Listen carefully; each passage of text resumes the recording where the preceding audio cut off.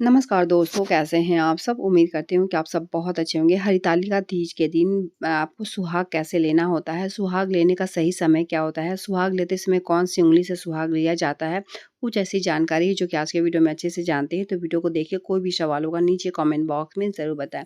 तो हरितालिका तीज व्रत जो है आज है और बहुत सारे लोग जो सुबह में पूजा पाठ कर लिए हैं, बहुत सारे लोग जो है प्रदोष काल में यानी शाम के समय पूजा पाठ करेंगे।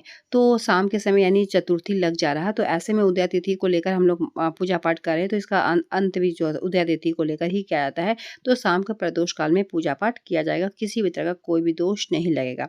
अब बात करते हैं कि माता से सुहाग आपको कैसे लेना है। अगर आपके पास सिंदूरा है तो सिंदूरा का पूजा आपको ज़रूर से ज़रूर करना चाहिए और साथ ही सिंदूरा का सिंदूर जो है वो आपको सुबह लगाना चाहिए। रात्रि में आपको जो शाम के समय पूजा पाठ करते हैं उस समय जो है सिंदूरा का सिंदूर नहीं लगाया जाता है, सुबह में लगाया जाता है। सिंदूरा को अच्छे से खोलें और जो पैकेट पहले तो आप सिंदूरा का सिंदूर लगा लें और जो पीला वाला पैकेट है उस सिंदूर से आप माता को पार्वती को आप सिंदूर लगाएँ और वही जो सिंदूर का पैकेट है अपने सिंदूरा में अच्छे से भर के रख लें। सिंदूरा का सिंदूर हमेशा याद रखें कि जब भी तीज हो या फिर वट वृक्ष की जब हम लोग पूजा करते हैं वट सावित्री का, उस समय भी पीला वाला सिंदूर ज़रूर चढ़ाना चाहिए, अर्पित करना चाहिए माता को और वही जो है अपनी सिंदूरा में रख लेना चाहिए। दूसरा सवाल है कि कौन-सी उँगली से आपको सुहाग लेना है। एक तो आपको अनामिका उँगली से लें और दूसरा जो है अपनी शादी का चुन्नी या फिर जो भी साड़ी पहनते हैं, साड़ी का पल्लू से आपको सुहाग लेना है। सुहाग जो है हमेशा याद रखें विषम संख्या यानी 3 5 इस तरीके से लिया जाता है, तो 3 बार आपको सुहाग लेना चाहिए। सुहाग लेते समय भूल कर भी कौन-सी गलती नहीं करना है। एक तो आपने सिंदूरा का सिंदूर माता को नहीं चढ़ाना है। सिंदूर का नया पैकेट है, वही सिंदूर आपको माता को चढ़ाना है।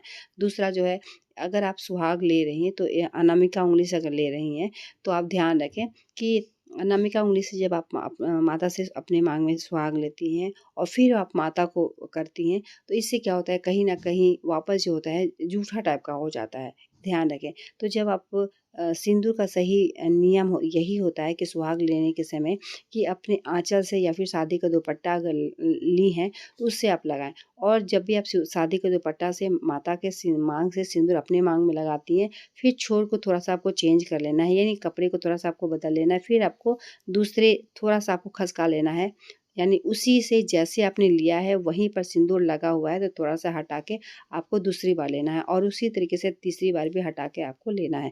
इस तरीके से सुहाग लिया जाता है। सुहाग जो है शाम के समय नहीं लिया जाता है।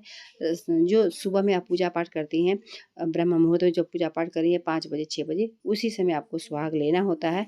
उसके बाद ही आपको जो पूजा संपन्न करने के बाद दान का सामान छूने के बाद उसके बाद ही पारण वगैरह किया जाता है। ध्यान रखें इस बात को। अपने सिंदूरा का सिंदूर माता को अर्पित ना करें। शादी वाला चुन्नी से अगर ले रहे हैं तो थोड़ा-सा आप पल्लू को खिसका-खिसा कर 3 बार आपको लेना है। यानी एक ही बार आप माता को लेती, फिर अपने माँग में लेती, फिर माता को लेती, फिर अपने माँग में लेती हैं। इससे वो चीज़ थोड़ा जूठा हो जाता है, ध्यान रखें इस बात को। तीसरा जो है कि बहुत ज़्यादा ज़रूरी है कि अगर शादी का सिंदूरा नहीं है तो एक सिंदूरा अपने पास ज़रूर रखें और जब भी आप जैसे कि माता को सिंदूर चढ़ाएँ पीला वाला तो वो सिंदूर वही सिंदूर जो है माता से उसमें भी आपको सुहाग के रूप में आपको लेना है थोड़ा-सा और वो अपने पास एक छोटा-सा सिंदूरा बना कर रखें और उसी से आपको जब कहीं भी पूजा पाठ होता है तो आपको उसी से यानी छोटा-सा मार्केट से अपने लिए सिंदूरा अलग से बना के रखें, छोटा-सा मिलता भी है लकड़ी वाला और वो जो पीला वाला सिंदूर माता को आप चढ़ाई हैं तो वो सिंदूरा नहीं है तो उस सिंदूरा में ही आप डाल के रखें और इसी तरीके से आपको जो है सिंदूर लगाना चाहिए, ठीक है? ध्यान रखें सिंदूर से संबंधित बहुत से ऐसे बातें हैं जो कि आपको जानना बहुत ज़्यादा ज़रूरी है और जब आप स्नान करने जाती हैं अगले दिन यानी चौथ के दिन जब पारण का समय तो जो भी छूने का सामान है वो पहले ही आप निकाल के रख दें। जब पूरा ड्राम से आटा निकालती है तो पूरा सामान जो होता है दान का ही पात्र बन जाता है। इसीलिए दान का सामान पहले ही आपको निकाल के रख देना है, ठीक है? आटा हो, चावल हो, श्रृंगार का सामान हो, श्रृंगार का सामान जो भी माता को अर्पित किए वो सारा जो है ब्राह्मण का हो जाता है। तो ब्राह्मण को ही कोशिश करें दें और या फिर सुहागिन महिलाओं को ही दें।